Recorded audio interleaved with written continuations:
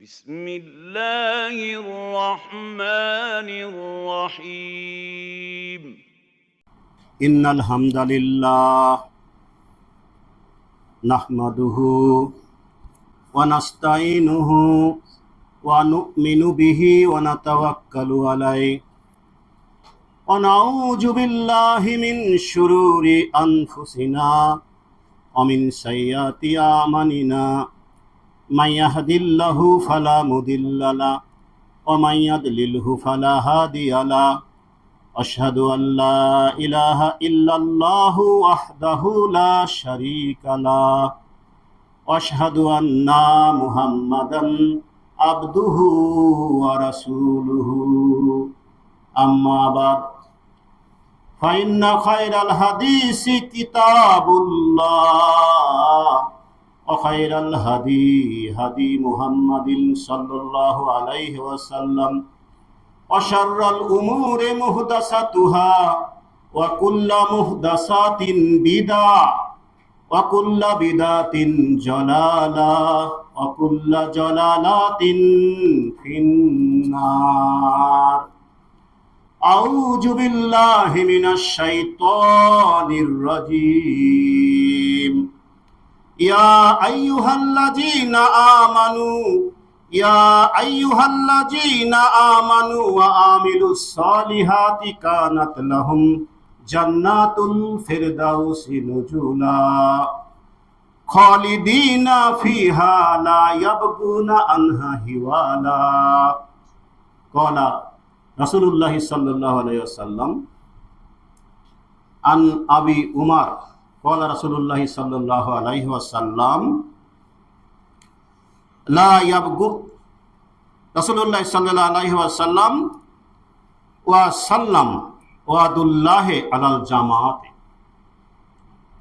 সমস্ত প্রশংসা সেই মহান সত্তা আল্লাহ সুবহানাহু ওয়া তাআলার জন্য, যিনি তার অগণিত সৃষ্টির মধ্য থেকে শ্রেষ্ঠতম সৃষ্টি হিসেবে আশরাফুল মাখলুকাত হিসাবে আমাদেরকে পৃথিবীতে প্রেরণ করেছেন। আল্লাহর নিকট একমাত্র মনোনীত দিন ইসলামের মধ্যে আমাদেরকে অন্তর্ভুক্ত করেছেন এবং দুনিয়া এবং আখিরাতের সর্বশ্রেষ্ঠ নবী এবং রাসূল, যার উম্মত হওয়ার তৌফিক আমাদেরকে দান করেছেন। এবং সপ্তাহের এই শ্রেষ্ঠতম দিনে এবং পৃথিবীর শ্রেষ্ঠতম স্থানগুলির মধ্যে একটি এই মসজিদে কেবলমাত্র আল্লাহর ইবাদত করার জন্য, তার শুকরিয়া করার জন্য আমাদেরকে সময় মতো সুস্থ শরীরে সমবেত করেছেন।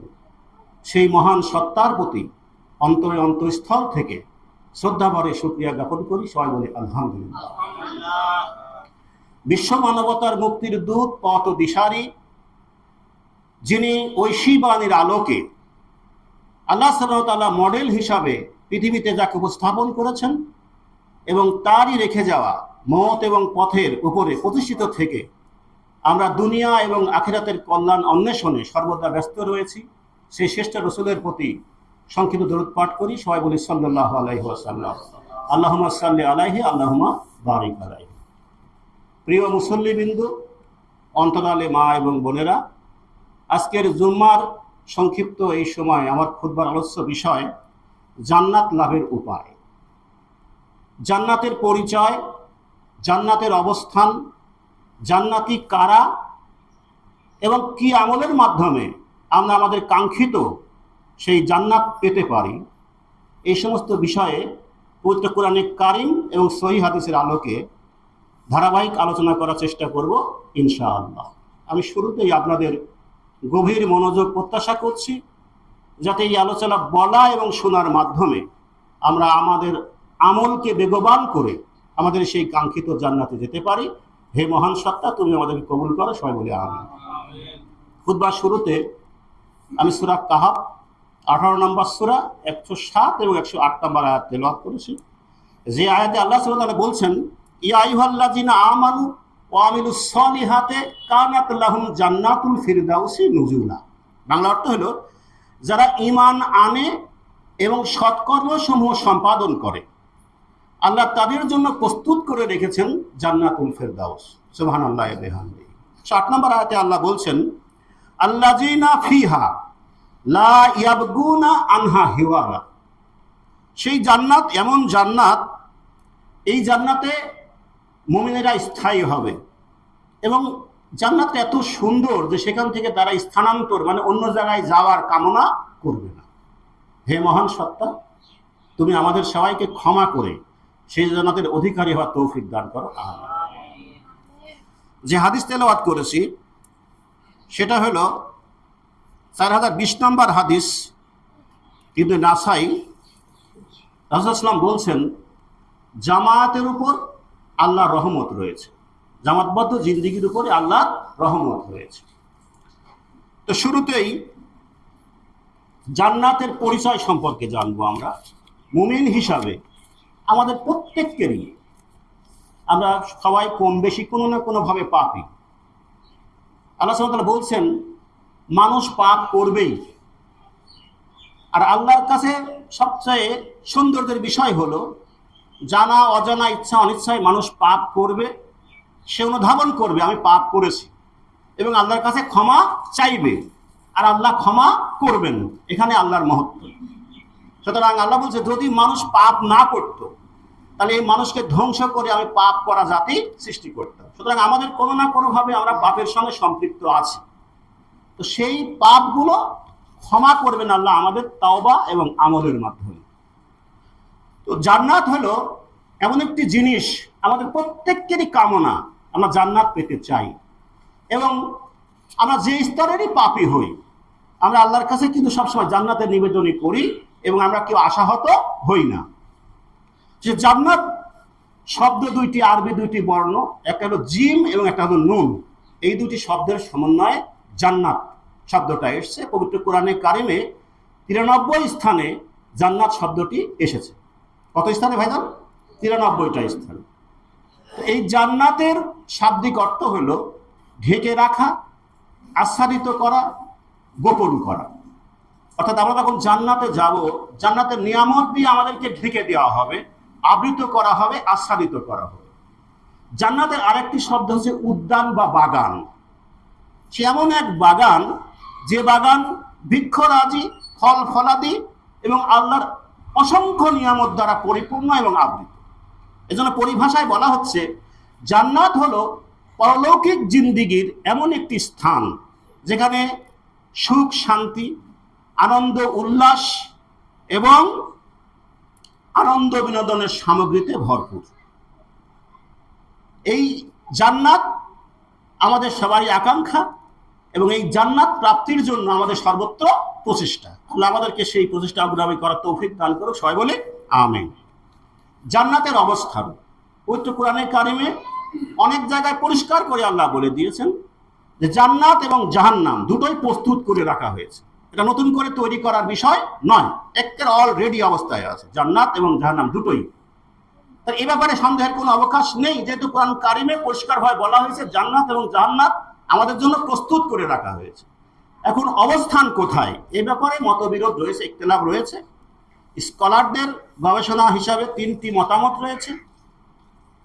এক শ্রেণীর স্কলাররা বলছেন জান্নাত মাটির নিচে, অধিকাংশ স্কলার বলছেন এটা আসমানে, আকাশে, আসমানে উপরে।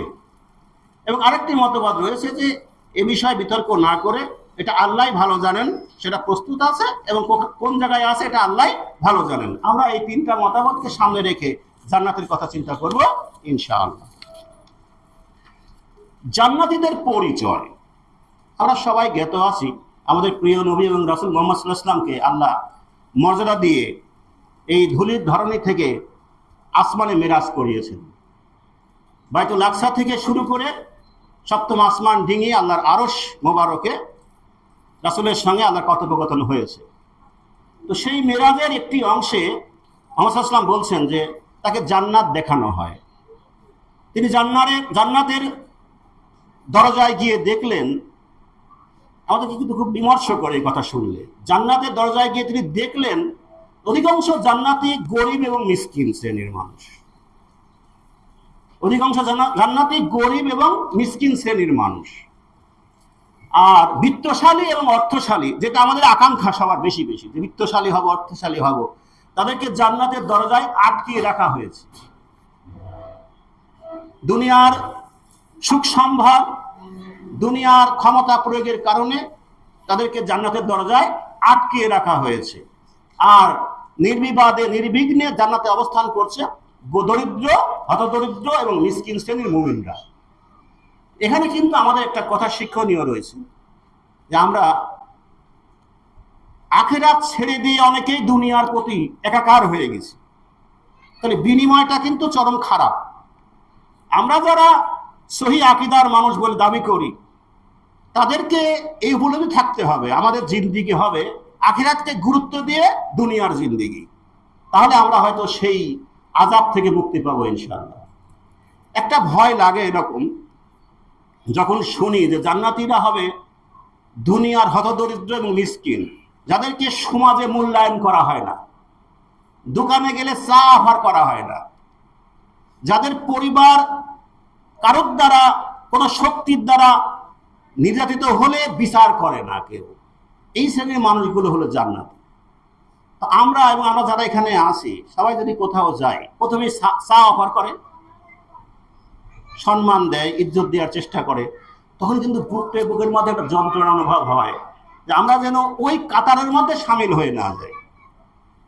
জান্নাতে কোনো অহংকারী মানুষের স্থান হবে না, জান্নাতে কোনো অশ্লীল বাক্য থাকবে না, এবং সরিষা দানা পরিমাণ অহংকার নিয়ে যদি আমরা অবতরণ করি, তাহলে কিন্তু আমাদের জন্য জান্নাত নিষেধ করা হয়েছে।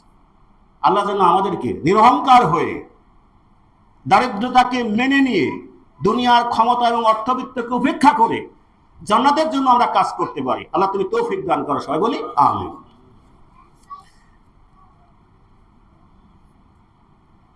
জান্নাতে কথা শুনলাম যে জান্নাতে আছে দরিদ্র এবং মিসকিন শ্রেণীর মানুষ। পাশাপাশি মুহাম্মদ সাল্লাল্লাহু আলাইহি ওয়াসাল্লাম কথা বলেই যায়, জাহান্নামে যারা আছে তাদের মধ্যে মহিলার সংখ্যা বেশি।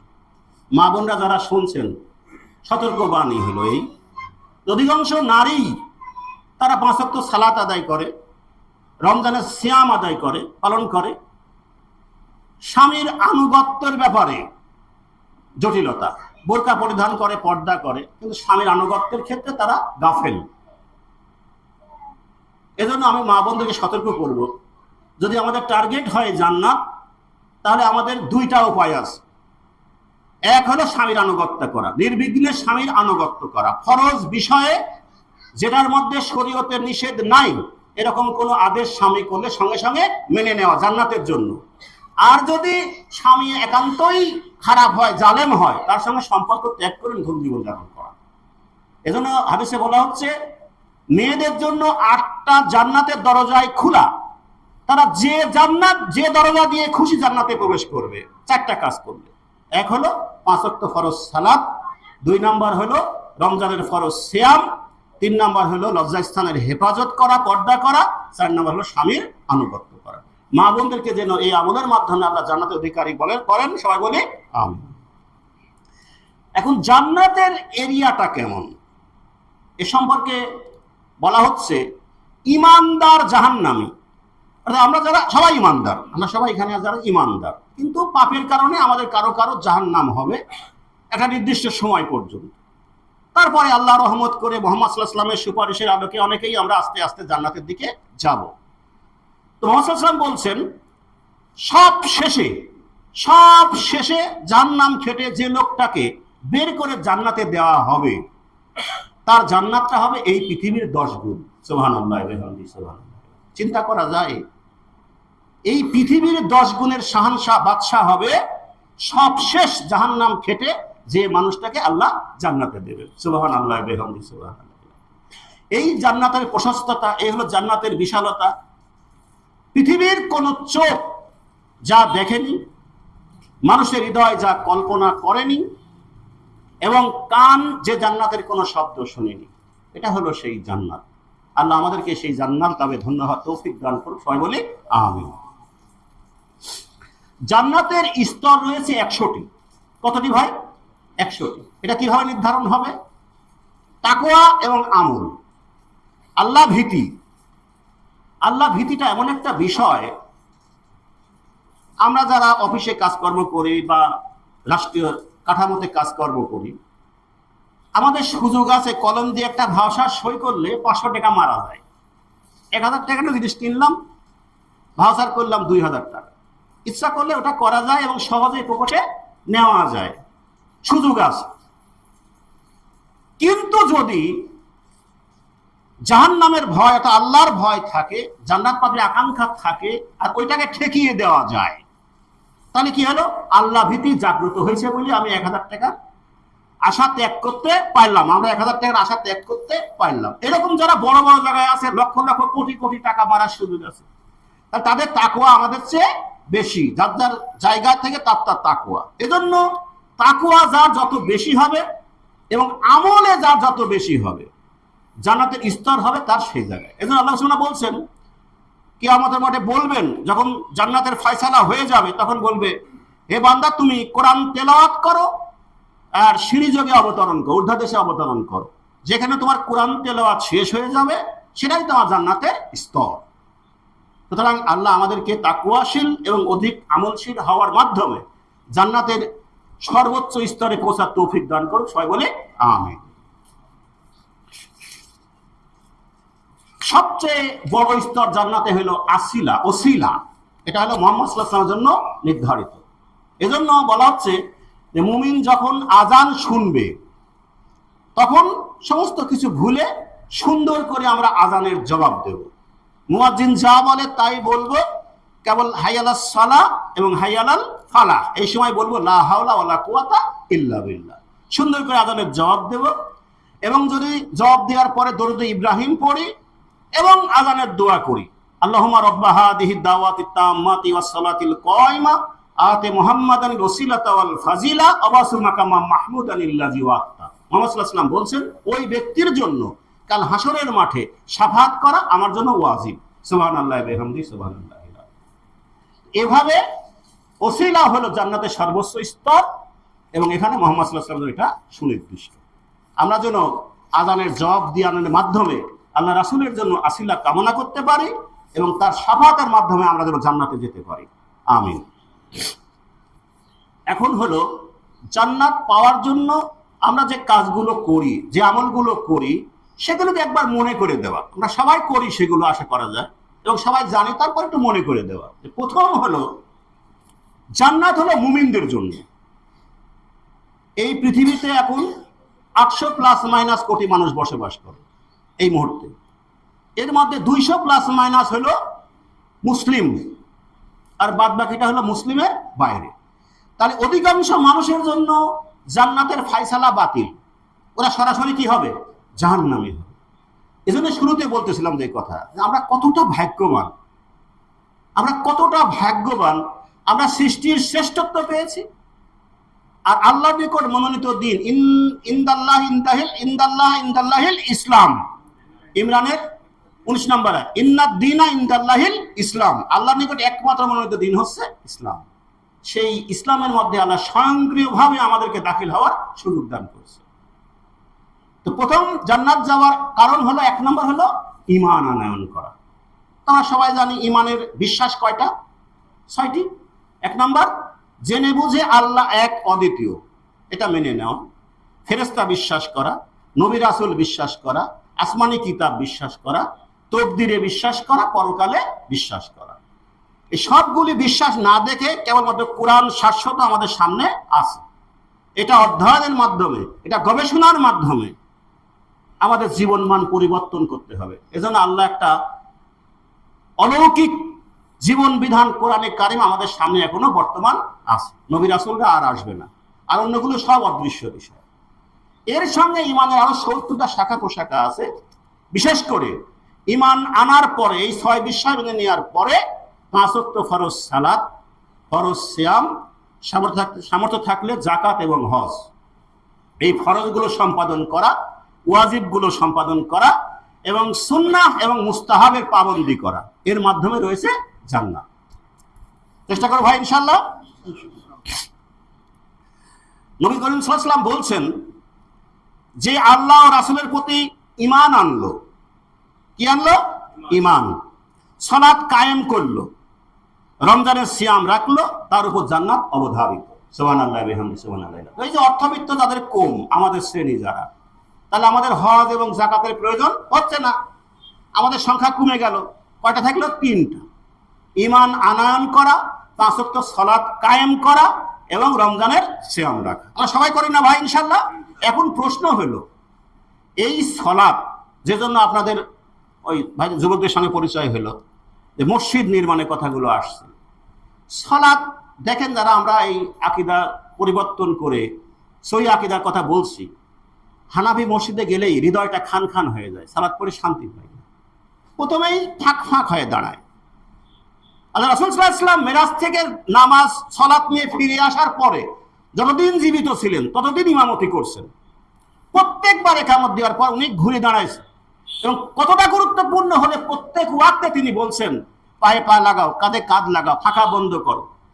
আমি দেখতে পাই খিনজাব নামক শয়তান তোমাদের পায়ের মাঝখানে থেকে নামাজে ওয়াসওয়াসা সৃষ্টি করে, বিভক্তি সৃষ্টি করে।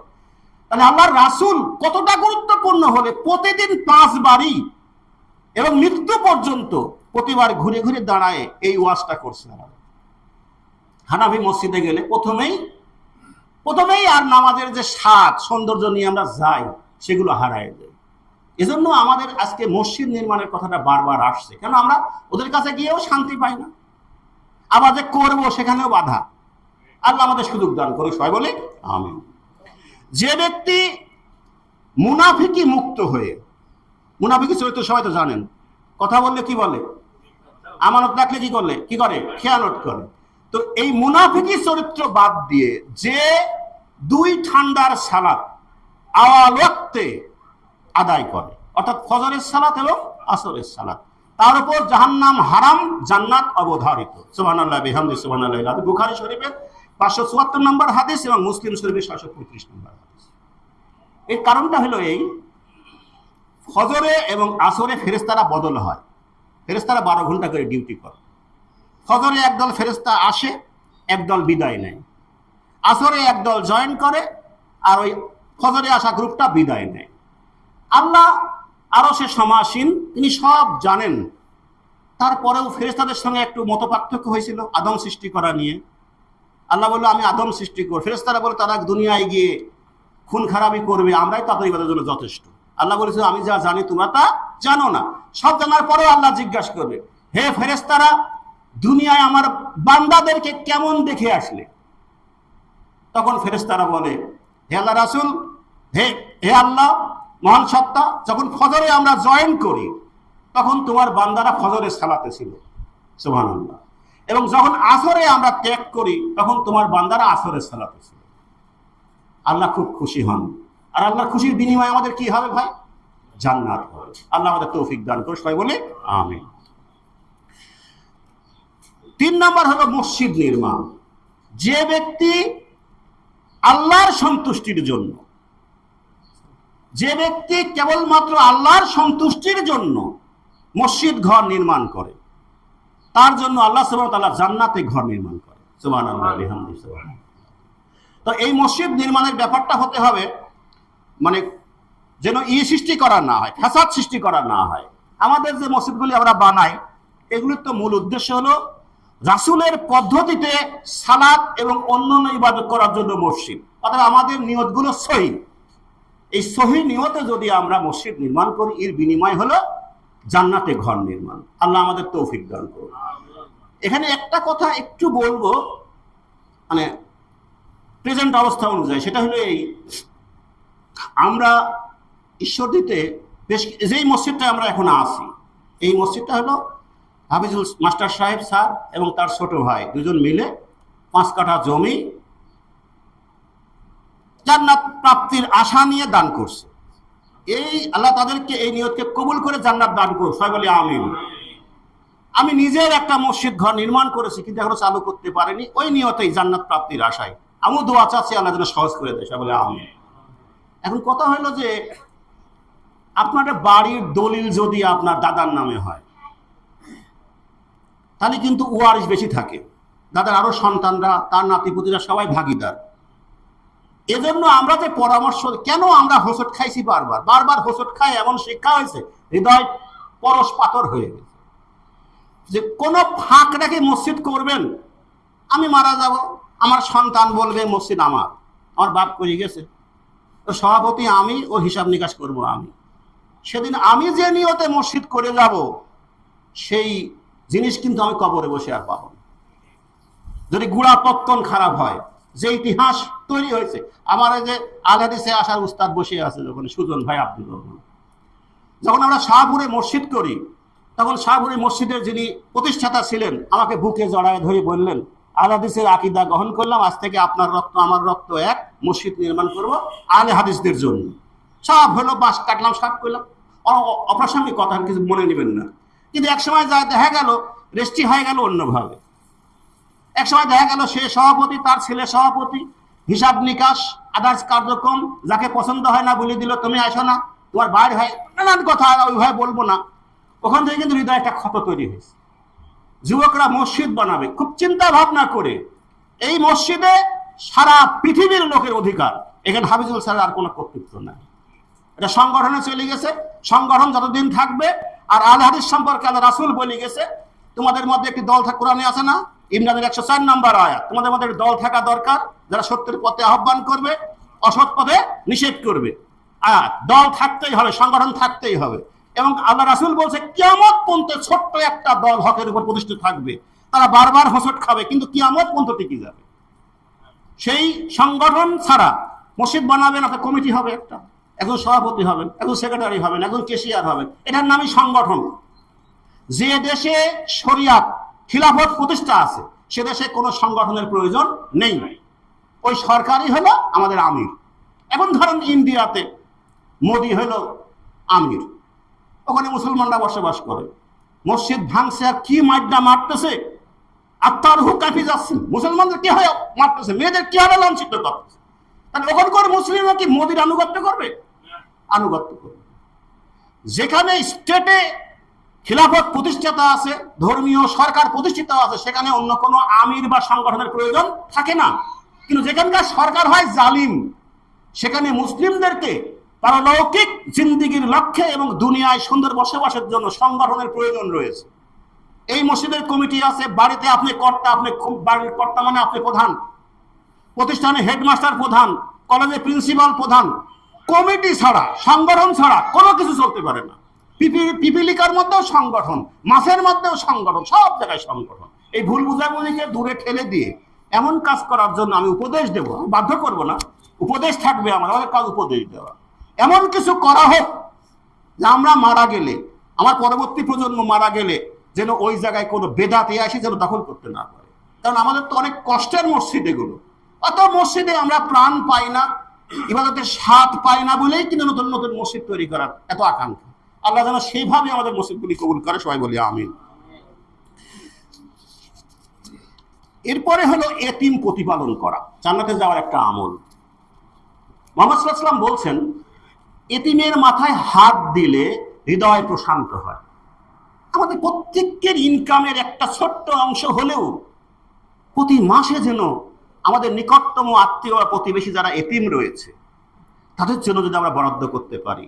আল্লাহ রাসূল সাল্লাল্লাহু আলাইহি ওয়াসাল্লাম বলছেন, এতিম প্রতিপালনকারী এবং আমি কিয়ামতের মাঠে এভাবে থাকব, দুই আঙুল উঁচিয়ে দেখেছে, পাশাপাশি থাকবে। এই হাদিসটা রয়েছে আবু দাউদের 5150 নম্বর হাদিস। সুতরাং জান্নাতের যদি আমরা প্রত্যাশা করি, তাহলে আমাদের ইনকাম সোর্সের একটা অংশ এতিমদের জন্য আমরা বরাদ্দ করার চেষ্টা করবো ইনশাআল্লাহ।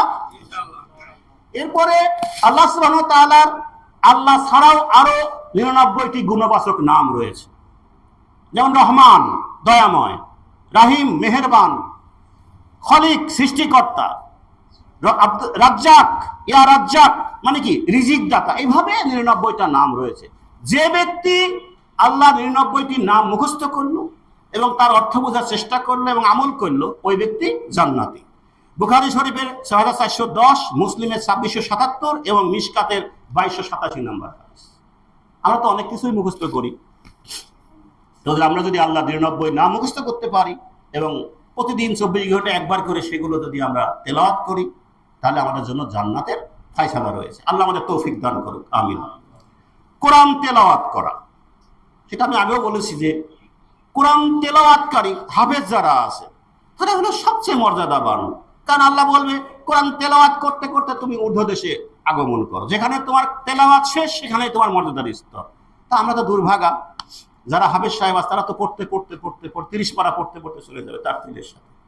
তা আল্লাহ যেন আমাদেরকে যার যতটুক সামর্থ্য অটুক করে কোরআন তেলাওয়াত করে মুখস্থ করার তৌফিক দান করে, সবাই বলি আমিন। এবার দেখেন আয়াতুল কুরসি, কোরআনের একটা অংশ, বাকারার 255 নম্বর আয়াত। ফরজ সালাতের পরে আয়াতুল কুরসি তেলাওয়াত করলে মরার সঙ্গে সঙ্গে সে জান্নাতি। সুবহানাল্লাহ বিহামদিহি সুবহানাল্লাহ। সে জান্নাতে যাচ্ছে না কেন? তার মৃত্যু হচ্ছে না এই জন্য। কত বড় সুযোগ আল্লাহ দান করছে, আমরা সবাই আমল করার চেষ্টা করি ভাই, ইনশাআল্লাহ। সূরা মুলক তেলাওয়াত করা, 67 নম্বর সূরা, 30টি আয়াত কোরআন কারিমের। ঘুমানোর পূর্বে যদি মুলক তেলাওয়াত করা হয় তাহলে তার কবরে আযাব হবে না এবং তাকে জান্নাতে না নেওয়া পর্যন্ত সূরা মুলক আল্লাহর কাছে সুপারিশ করতে থাকবে। সুবহানাল্লাহ বিহামদিহি সুবহানাল্লাহ। সুতরাং আমরা মুমিন হিসাবে যদি জান্নাতের প্রত্যাশা করি এবং আকাঙ্ক্ষা করি তাহলে আমাদের মাথার কাছে কোরআন কারিমের 67 নম্বর সূরা, সূরা মুলকের যেন যেভাবেই হোক উপস্থিতি থাকে, ঘুমানোর পূর্বে যেন আমরা তেলাওয়াত করতে পারি। পড়বেন, পড়তে পড়তে ইনশাআল্লাহ মুখস্থ হবে। আল্লাহ তৌফিক দান করুক, আমিন। সূরা ইখলাস, এখানে আল্লাহর পরিচয় দেওয়া হয় 4টা লাইনে। আল্লাহর পরিচয় সমৃদ্ধ। কাফেররা, মুনাফিকরা জিজ্ঞাসা করলো মুহাম্মদ সাল্লাল্লাহু আলাইহি ওয়াসাল্লামকে, তোমার আল্লাহর পরিচয় কি? আল্লাহ সূরা নাযিল করে, কুল হু আল্লাহু আহাদ, আল্লাহ এক অদ্বিতীয়, আল্লাহুস সামাদ, আল্লাহ স্বয়ং সম্পূর্ণ অমুখাপেক্ষী, কারো ধার ধারে না আল্লাহ। আমরা কারো ধার ধার না থাকলে চলতে পারবো না, কেউ পারবে না, পৃথিবীর কেউ কারো ছাড়া চলতে পারবে না। কেবল কে পারে? আল্লাহ। তাহলে কোন সকল মানুষ আল্লাহ থেকে বাতিল, যারা আল্লাহ দাবি করে তারা বাতিলপন্থী। লা ইয়ালিদ ওয়া লাম ইউলাদ, তার গুণ হলো তিনি কাউকে জন্ম দেননি, কারো থেকে জন্ম নেননি। ওয়ালাম ইয়াকুল লাহু কুফুয়ান আহাদ, তিনি কারোর পরিপূরক সমকক্ষ নয়, তার মতো কেউ নয়। আল্লাহ কার মতো? আল্লাহর মতো। মানুষ তো সব আমরা প্রায় একই রকম, কিন্তু আল্লাহ কার মতো? স্বয়ং আল্লাহর মতো কেমন আমরা জানি না, এই আকীদা। তো প্রত্যেক দিন যদি বিসমিল্লাহ সহ 10 বার সূরা ইখলাস তেলাওয়াত করা হয়, 2-3 মিনিট লাগবে। আমরা বসে থাকি অফিসে বা বিভিন্ন কাজে, পরে গুণে আমরা 10 বার যদি সূরা ইখলাস তেলাওয়াত করি, তার জন্য জান্নাতে একটি ঘর নির্মাণ করা হয়। সুবহানাল্লাহ বিহামদিহি সুবহানাল্লাহিল আযীম। এরপর দেখেন আমরা যে ওযু করি, পরিপূর্ণ রাসূলের পদ্ধতিতে ওযু করার পরে যদি আমরা কালেমা শাহাদাত পড়ি তাহলে কি হবে? জান্নাতের 8টি দরজা খুলে দেওয়া হবে। সুবহানাল্লাহ বিহামদিহি সুবহানাল্লাহ। উত্তম ওযুকারী এবং ওযুর শেষে কালেমা শাহাদাত পাঠকারীর জন্য জান্নাতের 8টি দরজা খুলে দেওয়া হয়। সুবহানাল্লাহ বিহামদিহি সুবহানাল্লাহিল আযীম। মুসলিম শরীফের 698 নম্বর হাদিস। লা হাওলা ওয়ালা কুওয়াতা ইল্লা বিল্লাহ, এটা হলো জান্নাতের গোপন ভান্ডার। আমরা যত লা হাওলা ওয়ালা কুওয়াতা ইল্লা বিল্লাহ পড়ব, আমাদের রিজিক সমৃদ্ধ হবে এবং জান্নাতের আমরা অতি নিকটবর্তী হব ইনশাআল্লাহ। দিনে রাতে 10 বা 12 রাকাত সুন্নতে রাতে বা আদায় করা।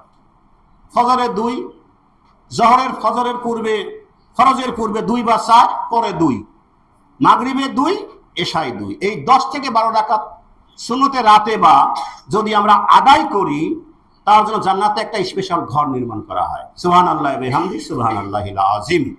তিরমিজি শরীফে 415, ইবনে মাজাহ 1141 এবং মিশকাত শরীফের 1159 নম্বর হাদিস। এরপর দেখেন আযানের জবাব দেওয়া সম্পর্কে বলেছি, যদি আমরা সুন্দর করে আযানের জবাব দিই এবং আমরা দোয়া করি তাহলে আমাদের জন্য জান্নাত অবধারিত। তাহিয়াতুল ওযু, ওযু করার পরে 2 রাকাত তাহিয়াতুল ওযু সালাত আদায় করা। এই সালাত আদায় করলে তার জন্য জান্নাত অবধারিত হবে। আবু দাউদের 906, মুসলিমের 234 এবং তিরমিজি শরীফের 1059 নম্বর হাদিস। মাঝে মাঝে আমরা সবসময় তো পারি না, ব্যস্ত মানুষ, যেটা পেরেছিলেন বেলাল রাদিয়াল্লাহু তাআলা আনহু। মেরাজে গিয়ে মুহাম্মদ সাল্লাল্লাহু আলাইহি ওয়াসাল্লাম ফিরে এসে বেলালকে ডাকি বললেন, বেলাল তুমি কি এমন আমল করো যখন আমি জান্নাত পরিদর্শন করি আমার চলার সামনে সামনে তোমার খরমের আওয়াজ পাচ্ছিলাম। নবীজিরও সামনে বেলাল রাদিয়াল্লাহু তাআলা খরমের আওয়াজ পাওয়া যাচ্ছে, তুমি কি আমল করো? বেলাল রাদিয়াল্লাহু কান্না করে ফেললো, হে রাসূল আমি তো এমন কোনো আমল করি না। না তুমি একটা কিছু করো, না হলে কেন আমার সামনে তোমার খরমের আওয়াজ বলি আল্লাহ রাসূল, আমি যখন সর্বাবস্থায় অজু অবস্থায় থাকি, অজু ভাঙলেই অজু করি, আর অজু করলে আমি 2 রাকাত তাহিয়াতুল ওযুর সালাত আদায় করি। রাসূল সাল্লাল্লাহু আলাইহি ওয়াসাল্লাম বললেন, নিশ্চয়ই এই আমলই তোমাকে আমার সামনে জান্নাতে হাঁটার তৌফিক দিয়েছে। সুবহানাল্লাহ বিহামদিহি সুবহানাল্লাহ। তো আমরা মুমিন হিসাবে মাঝে মাঝে অন্তত, আমরা সবসময় পারি না, তারপরে অন্তত এই সুন্নতটাকে খাতা যেন ফাঁকা না থাকে, আমল নামা যেন ফাঁকা না থাকে, আমরা চেষ্টা করব ভাই ইনশাআল্লাহ। জিকির করা, জিকিরের কথা কিন্তু সূরা আরাফ 7 নম্বর সূরা 55 নম্বর আয়াতে আল্লাহ নিয়ম বলে দিয়েছে, তোমরা আমাকে ডাকো, কয়টা শর্ত? 4টা শর্ত, গোপনে, নীরবে, ভয়ে এবং আশায়। আর মানে কি বললাম? গোপনে, নীরবে, ভয়ে এবং আশায়, এটা হলো জিকিরের নিয়ম। তো যদি আমরা জিকির করি, মুহাম্মদ সাল্লাল্লাহু আলাইহি ওয়াসাল্লাম বলছেন না, ওই জিহ্বা পৃথিবীর শ্রেষ্ঠ সম্পদ, যে জিহ্বা আল্লাহর স্মরণে ভেজা থাকে, সিক্ত থাকে।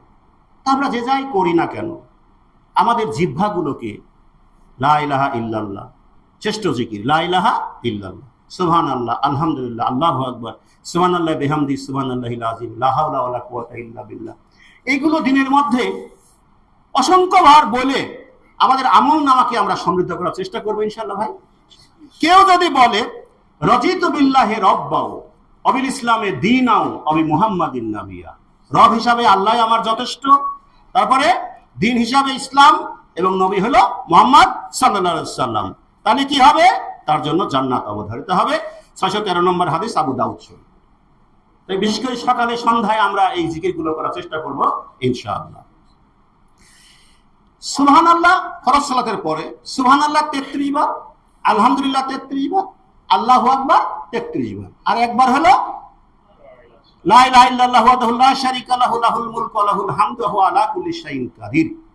আর রাসূল সাল্লাল্লাহু আলাইহি ওয়াসাল্লাম বলছেন, ধনী লোকেরা দান খয়রাত করতে লাগলো, গরিব সাহাবীরা জিজ্ঞাসা করলো, হে আল্লাহর রাসূল, আমরা তো আর্থিকভাবে দুর্বল, তাহলে যারা ধনী তারা তো দান খয়রাত করে অনেক আমল করলো, আমরা তো এমনিই পিছ পড়ে গেলাম, তাহলে আমরা কি অপরাধে দুনিয়ায় আসলাম যে আমরা অর্থবিত্ত নাই, দান করতে পারি না? তাহলে ওরা যে দান করি আগেই সওয়াব পেয়ে গেল। রাসূল বললেন, তোমরা কি করো? ফরজ সালাতের পরে 33 বার সুবহানাল্লাহ, 33 বার আলহামদুলিল্লাহ, 33 বার আল্লাহু আকবার, একবার কালেমা শাহাদাত পড়ো, তাহলে ওরা দান করে যে মর্যাদা পাবে, তোমরা এই তাসবিহ করে সেই সমান মর্যাদা পাবে। সুবহানাল্লাহ সুবহানাল্লাহ। এবং বলা হচ্ছে যে গুনাহ যে পরিমাণে থাকুক, সমস্ত গুনাহ থেকে আল্লাহ আমাদেরকে মুক্ত করে দিবেন। সুবহানাল্লাহ বিহামদিহি। আল্লাহুম্মা ইন্নী আসআলুকাল জান্নাতা ওয়া আউযু বিকা মিনান নার, ফজরে 3 বার, মাগরিবে 3 বার। হে আল্লাহ, তুমি আমাকে জান্নাত দান করো আর জাহান্নাম থেকে আমাকে মুক্ত করো। 3 বার বললে কি হবে? আবু দাউদ শরীফের 542 নম্বর হাদিস। জান্নাত আল্লাহর কাছে সুপারিশ করবে, হে আল্লাহ তোমার এই বান্দাকে জান্নাত দান করো, জান্নাতের সুপারিশ কবুল করা হবে। সুবহানাল্লাহ বিহামদিহি। জাহান্নাম বলবে, হে আল্লাহ তোমার এই বান্দা আমার আযাব থেকে মুক্তি চায়, তুমি তাকে মুক্তি দান করো, জাহান্নামের আবদার বা আবেদন কবুল করা হবে। তাহলে আমরা চেষ্টা করবো ইনশাআল্লাহ সহজ সহজ, আবার কষা করির ব্যাপার নাই, শুধু মনটাকে আমাদেরকে চেঞ্জ করে নেওয়া, আমরা এগুলো পেতে চাই। কন্যা প্রতিপালন করা, 2টি কন্যা যদি আমরা প্রতিপালন করে বিবাহ শাদী দিতে পারি, আর রাসূল সাল্লাল্লাহু আলাইহি ওয়াসাল্লাম বলছেন জান্নাতে আমি এবং কন্যা প্রতিপালনকারী কাছাকাছি থাকবো। তাহলে আমরা অনেকে মেয়ে দেখলে ভয় পাই, আসলে মেয়ে হলো রহমত। আল্লাহ বলছেন, এক সাহাবী বলছে, আল্লাহ রাসূল, আল্লাহ কখন, এক মুসা আলাইহিস সালাম আল্লাহকে বলছে, হে আল্লাহ তুই কখন খুশি হও? খুশি হলে তুমি কি করো? তাহলে খুশি হলে আমি কি করি? বৃষ্টি দেই। খুশি হলে আমি কি করি? বাড়িতে মেহমান পাঠাই। খুশি হলে আমি কি করি? বাড়িতে কন্যা সন্তানের জন্মদান করাই। সুবহানাল্লাহ। মেয়েরা আসলে যে হারে বাবাকে ভালোবাসে, আমার নিজস্ব উপলব্ধি থেকে বলছি, মেয়েরা যেখানেই থাকুক, যেখানেই অবস্থান করুক, যদি শোনে বাপের অসুখ, মার অসুখ, ওদের হৃদয়টাই যেন আল্লাহ কোমল করে তৈরি করছে। ছেলেটাও একবার ভাবে যে এখান থেকে যাবো আবার কোন ঝামেলায় করবো, অধিকাংশ ক্ষেত্রে। কিন্তু মেয়েরা অত্যন্ত বাবা প্রিয় হয়। তো এই জন্য কন্যা হলে আপনারা কেউ মন বেজার করবেন না, এটা আল্লাহর অভিনন্দন, আল্লাহর পক্ষ থেকে প্রেজেন্টেশন হিসাবে নিয়ে জান্নাতের জন্য কাজ করবেন ইনশাআল্লাহ। আমিন। অসুস্থ মানুষের খোঁজ নেওয়া এবং তার সেবা করা, এটাকে আমরা অনেক সময় গাফেল থাকি। দিনী ভাইরা অসুস্থ হলেও আমরা কিন্তু আসলে সেইভাবে করি না। যখন আমরা রোগীর দেখার জন্য সেবার জন্য বের হব, ফিরে না আসা পর্যন্ত ফেরেশতারা আল্লাহর কাছে তার জান্নাতের জন্য দোয়া করতে থাকে। সুবহানাল্লাহ বিহামদিহি সুবহানাল্লাহ। তাহলে আমরা বেশি বেশি রোগীর খোঁজ এবং সেবা নেওয়ার চেষ্টা করব ইনশাআল্লাহ। কিয়ামুল লাইল, তাহাজ্জুদ সালাত। তাহাজ্জুদ সালাত হলো আদায়কারীর জন্য জান্নাত অবধারিত। এটা বলা হয়েছে সূরা জারিয়াত 51 নম্বর সূরা 10 থেকে 12 নম্বর আয়াত। উষাকালে, শেষ রাত্রে, যখন সবচেয়ে ঘুমের জায়গাটা হয়, তখন যে সমস্ত বান্দারা আল্লাহর জান্নাতের জন্য, আল্লাহর ক্ষমার জন্য ঘুম পরিহার করে গোপনে উঠে সুন্দর ওযু করে, ভালো পোশাক পরে, কেবল আল্লাহর জন্য, কেবল আল্লাহর সন্তুষ্টির জন্য। এখানে তো লোক দেখানোর বিষয় থাকে, আর গভীর রাতে কিন্তু সেটা থাকে না। কেবল আল্লাহর জন্য উঠা, কেবল আল্লাহর জন্য ওযু করা, কেবল আল্লাহর জন্য পরিপাটি পোশাক পরা, সুগন্ধি লাগানো, 2 রাকাত সালাত আদায় করা, আল্লাহর কাছে ক্ষমা প্রার্থনা করা, জান্নাত চেয়ে নেওয়া। আল্লাহ বলছেন তার জন্য জান্নাত অবধারিত। হাদিসটার ওই কুরআন কারিমে 51 নম্বর সূরা, সূরা জারিয়াতের 10 থেকে 12 নম্বর আয়াত দেখে নেবেন ইনশাআল্লাহ। সিয়াম পালন করে। সিয়াম যে মাসটা চলে গেল, আমরা অনেকবার আলোচনা করছি এটা, যে ইয়া আইয়ুহাল্লাযিনা আমানু কুতিবা আলাইকুমুস সিয়াম, সিয়াম ফরজ করা হয়েছে যারা তাকওয়াশীল হতে পারে। আর সিয়ামের পুরস্কারটা কে দেবেন? স্বয়ং আল্লাহ। সব পুরস্কার দেবেন ফেরেশতা, নির্ধারিত ফেরেশতা বসায় দেবে। আল্লাহ বলছেন না, সিয়ামটা কেবল আমারই জন্য। তার লং টাইম, সুবে সাদেক থেকে সূর্যাস্ত পর্যন্ত খাদ্য বাড়িতে থাকে, পানীয় থাকে, স্বামী স্ত্রী থাকে। এবার আমাদের চোখ, কান, জিহ্বা, হাত, পা, অন্তঃকরণ সব খোলা থাকে। আমরা সবগুলো পাপের দরজা কেবল আল্লাহর জন্য বন্ধ করে সুবে সাদেক থেকে সূর্যাস্ত পর্যন্ত আমরা কি করি? সমস্ত কিছু ভুলে আল্লাহর ইবাদতের মগ্ন থাকি। তাই আল্লাহ খুশি হয়ে বলছে, সব কিছুর সওয়াব ফেরেশতা দেবে, কিন্তু সিয়ামের পুরস্কারটা আমি নিজ হাতে দান করব, এবং সেই পুরস্কার অবশ্যই জান্নাত ছাড়া অন্য কিছু হবে না। আল্লাহ আমাদেরকে কবুল করে নেওয়া। আমি এ প্রসঙ্গে বলবো যে এখন শাওয়াল মাস চলছে, আমার অবশ্য শেষ, অনেকেরই শেষ হয়ে গেছে। 6টা নফল সিয়াম, এটা কিন্তু খুব গুরুত্বপূর্ণ সিয়াম। এই 6 সিয়াম আর 1 মাস সিয়াম ফরজ, সারা বছর সিয়ামকারীদের অন্তর্ভুক্ত হবে। এখনো যারা আমরা শেষ করি নাই, একটু কষ্ট হলেও, এখন তো খুব কষ্টের সময়, আমরা পালন করার চেষ্টা করে নেব ইনশাআল্লাহ। একটা নফল সিয়াম যদি কেউ রাখে আল্লাহর সন্তুষ্টির জন্য, তাহলে জাহান্নাম আর ওই ব্যক্তির মধ্যে একটা গর্ত খনন করা হয়, যে গর্তটা আসমান এবং জমিনের সমান, অর্থাৎ 500 বছরের পথ। দ্রুতগামী যানবাহন 500 বছর গেলে যত পথ হয়, একটা নফল সিয়ামকারীর সওয়াবে হলো সেই পরিমাণ। এজন্য আমরা যারা এখনো, বিশেষ করে যুবক সম্প্রদায় যারা আছে, আমরা তো এখন কষ্টে পড়ি, তারপরে চেষ্টা করি সোম বৃহস্পতিবার সিয়াম রাখার চেষ্টা করি, আল্লাহ কবুল করে নিক। দাওয়াত দিচ্ছি যে এই বয়সে অন্তত কিছু কিছু নফল সিয়ামের মাধ্যমে আমাদের জান্নাতের যাওয়ার পথটাকে আল্লাহ প্রশস্ত করে দিন। সবাই বলি আমিন। এরপরে মহিলাদের কথা বলে দিয়েছি, মা বোনদের কথা বলাই আছে। 8টা দরজা খোলা থাকবে, 4টা কাজ করা: ফরজ সালাত, ফরজ সিয়াম, স্বামীর আনুগত্য, লজ্জাস্থানের হেফাজত করা। আল্লাহ আমাদের মা বোনদেরকে এই আমলের মাধ্যমে জান্নাতের তৌফিক দান করুন। সবাই বলি আমিন। আল্লাহর পথে জিহাদ, পুরস্কার জান্নাত। আল্লাহর পথে দান, পুরস্কার জান্নাত। এরপরে অর্থ ঋণ দিয়ে, যাকে ঋণ দেওয়া হয়েছে, তারপরে জুলুম না করে যদি সহনশীল ভাবে আমরা আদায় করি, সুযোগ দিয়ে যদি আমরা আদায় করতে পারি, তার জন্য জান্নাতের সুসংবাদ রয়েছে। এজন্য আমরা অনেক সময় ঋণ দিয়ে আমরা বুঝতে পারি না, তো চাপ প্রয়োগ করে, তুমি দিচ্ছ না, ওয়াদা রাখলে না, তার সামর্থ্য অনুযায়ী সময় দিয়ে যদি আমরা এই কাজটা আদায় করতে পারি, তাহলে কিন্তু আমাদের জান্নাতের ফায়সালা রয়েছে। দ্বীনের ইলম অর্জন করা, যেমন আমরা অনেকে দূর থেকে আসছি এখানে কথাবার্তা শোনার জন্য, যখনই আমরা বের হয়েছি তখন থেকে ফেরেশতারা আমাদের পায়ের নিচে, গাড়ির নিচে পাখা বিছায় দিয়েছে এবং আমাদের জান্নাতের জন্য দোয়া করছে। এই দ্বীনের ইলম অর্জন করার জন্য আমরা সময় বের করব এবং সেখানে গিয়ে ইলম অর্জন করার চেষ্টা করব ইনশাআল্লাহ। 4টা ছোট্ট কাজ। মুহাম্মদ সাল্লাল্লাহু আলাইহি ওয়াসাল্লাম মক্কা থেকে মদিনায় গেলেন, প্রথম ভাষণ যেখানে মদিনায় গিয়ে দিলেন যে 4টা কাজ করো। কি কাজ? একটা হলো সকলকে সালাম দাও, ছোট বড় সকলকে সালাম দেওয়া। 2 নাম্বার কি? খেতে দেওয়া, ফকির মিসকিন এবং অন্যান্যদের।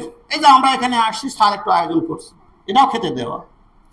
এরপরে হলো তাহাজ্জুদ সালাত আদায় করা এবং সিয়াম পালন করা। তাদের জন্য জান্নাতে যে ঘরটা নির্মাণ হবে, যে প্রাসাদটা নির্মাণ হবে, সেটা কেমন? যার ভিতর থেকে বাইরে দেখা যায়, বাইরে থেকে ভিতর দেখা যায়।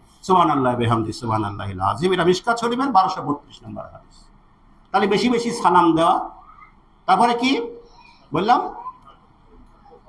খাদ্য খাওয়ানো, তাহাজ্জুদ সালাত আদায় করা এবং সিয়াম পালন করা, এগুলো তো আমরা করেই থাকি ইনশাআল্লাহ। এগুলো এখন থেকে এই গুরুত্ব, এই আমলের প্রাপ্তি মাথায় নিয়ে যদি আমরা করি, ইন্নামাল আমালু বিন্নিয়াত, কর্মের ফলাফল কি হবে? নিয়তের উপরে নির্ভরশীল হবে। এরপরে বাজারে গমন করা, শেষ করব যে বাজার হলো পৃথিবীর নিকৃষ্ট স্থান, আর মুমিনের জন্য বাজার হলো শ্রেষ্ঠতম স্থান। কেন?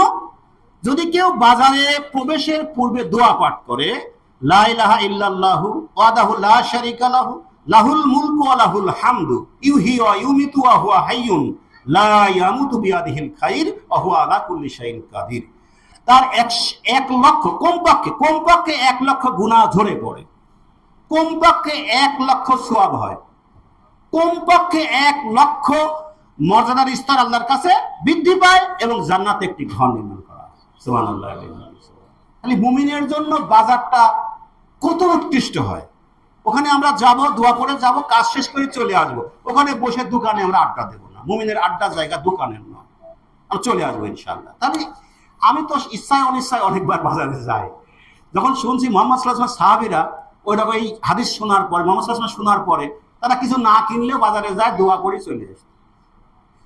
আমরা তো আশপাশে অনেক বাজার ঘাট আছে না, একটা চকলেট কিনবো নাতির জন্য বা মেয়ের জন্য, জিনিস কিনবো, আমরা কিন্তু অন্তরে তামান্না থাকবে আমি নেব 1 লক্ষ গুনাহ মাপ। 1 লক্ষ গুনাহ কি দৈনিক করা যায়?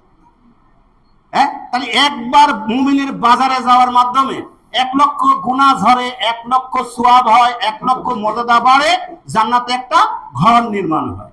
এই যে মুমিনের জন্য এই যে আল্লাহর স্যাক্রিফাইস, এটাকে আমরা কি মানে আমাদের আমলের মধ্যে সম্পৃক্ত করে ফেলবো না? আল্লাহ আমাদের তৌফিক দান করুন, বলি আমিন। যাদের মুখস্থ নাই, কাগজে লিখে মানি ব্যাগে রাখবো, একটু সাইকেল ঠেকা পড়ি নিয়ে বাজারে ঢুকবো, দিনের মধ্যে 2-1 বার ঢোকার চেষ্টা করবো ইনশাআল্লাহ।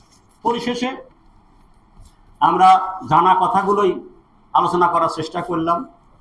আল্লাহর কাছে এই ফরিয়াদ এবং এই আবেদন এবং এই নিবেদন পেশ করছি যে কথাবার্তাগুলো আমরা বললাম এবং শুনলাম, এগুলো আমল করার মাধ্যমে আল্লাহ যেন আমাদেরকে জান্নাতুল ফেরদাউস দান করেন। হে মহান সত্তা, আমরা পাপী গুনাহগার, আমরা সকলেই নানান গুনার মধ্যে নিমজ্জিত রয়েছি। অত্যন্ত দোয়া কবুলের সময় আমরা এখন অবস্থান করছি। খতিবের মিম্বারে বসা থেকে সালাত ফেরানো পর্যন্ত এই সময়ের মধ্যে দোয়া কবুলের শর্ত তুমি দিয়ে রেখেছ। আমাদের এই সময়টাকে তোমার সেই সময়ের মধ্যে গণ্য করে আমাদের জীবনের সকল গুনাহ খাতা ক্ষমা করে তোমার জান্নাতে একত্রে বসার তৌফিক দান করো। এই আবেদন এবং এই নিবেদন রেখে আজকের জুমায় আমার সংক্ষিপ্ত কথা এখানেই শেষ করছি। সুবহানাকা আল্লাহুম্মা রাব্বানা ওয়া বিহামদিকা আশহাদু আল্লা ইলাহা ইল্লা আনতা আস্তাগফিরুকা ওয়া আতুবু ইলাইক।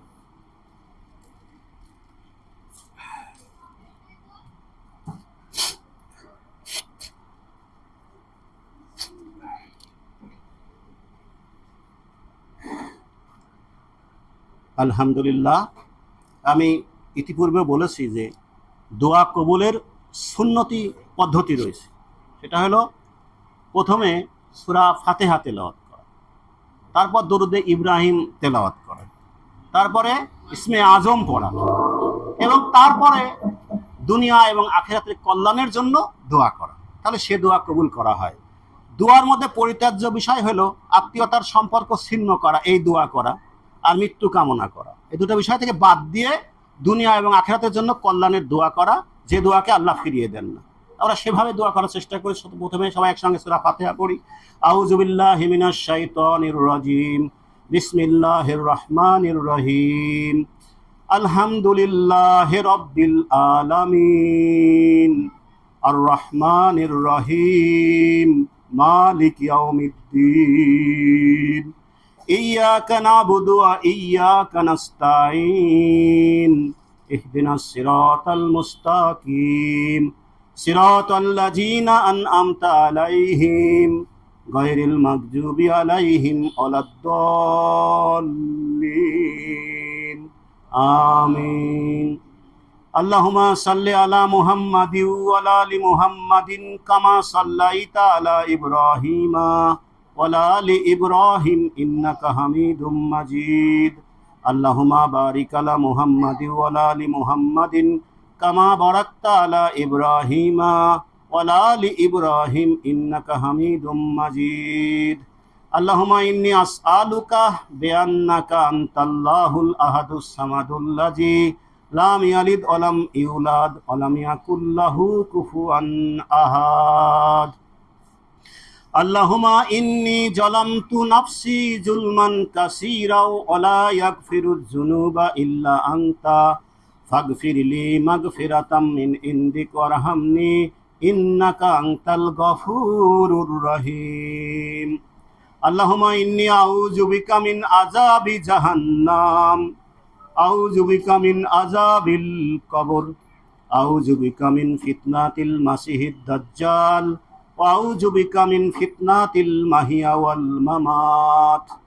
রব্বানা আতিনা ফিদ দুনিয়া হাসানাতাও ওয়া ফিল আখিরাতি হাসানাতাও ওয়া কিনা আযাবান নার। আল্লাহুম্মা ইন্নী আসআলুকাল জান্নাতা ওয়া আউযু বিকা মিনান নার। আল্লাহুম্মা ইন্নী আসআলুকাল জান্নাতা ওয়া আউযু বিকা মিনান নার। আল্লাহুম্মা ইন্নী আসআলুকাল জান্নাতা ওয়া আউযু বিকা মিনান নার। ইয়া মুকাল্লিবাল কুলুবি সাব্বিত কলবি আলা দীনিকা। আল্লাহুম্মা মুসারিফাল কুলুবি সাররিফ কুলুবানা আলা তাআতিকা। আল্লাহুম্মা আদখিলনিল জান্নাতা ওয়া আজিরনি মিনান নার। রব্বানা হাব লানা মিন আজওয়াজিনা ওয়া যুররিয়াতিনা কুররাতা আয়ুনি ওয়াজআলনা লিল মুত্তাকিনা ইমামা। রব্বিরহামহুমা কামা রাব্বায়ানি সগীরা। হে মহান সত্তা, আমরা তোমার ইবাদতের জন্য এখানে সমবেত হয়েছি এবং আমাদের অনেক আত্মীয় স্বজন, বাবা মা, আত্মীয় স্বজন, পাড়া প্রতিবেশী যারা ঈমান নিয়ে কবরে গিয়েছে তাদেরকে তুমি ক্ষমা করে দাও আল্লাহ। আল্লাহ তুমি আমাদেরকে ক্ষমা করে দাও আল্লাহ। আল্লাহ দিনের পথে অবিচল থেকে তোমার জান্নাতের অভিসারী হিসেবে আমাদের কবুল করে দাও আল্লাহ। সারা পৃথিবীতে মুসলিমদের উপরে ব্যাপক নির্যাতন চলছে রব্বি, আমরা সবাই অসহায় হয়ে পড়েছি, তোমার সাহায্যের অতীব প্রয়োজন রব্ব। তোমার ঐশ্বরিক সাহায্য দিয়ে আমাদেরকে তুমি মুসলিমদেরকে তুমি হেফাজত দান করো আমিন। আল্লাহ গো, আমাদের পরিবারবর্গ সবাইকে নিয়ে তোমার দ্বীনি কাফেলায় শরীক থেকে কোরআন এবং সহিহ হাদিসের আলোকে জীবনযাপন করার তৌফিক দান করো। সুবহানাকা আল্লাহুম্মা রাব্বানা ওয়া বিহামদিকা আশহাদু আল্লা ইলাহা ইল্লা আনতা আস্তাগফিরুকা ওয়া আতুবু ইলাইক।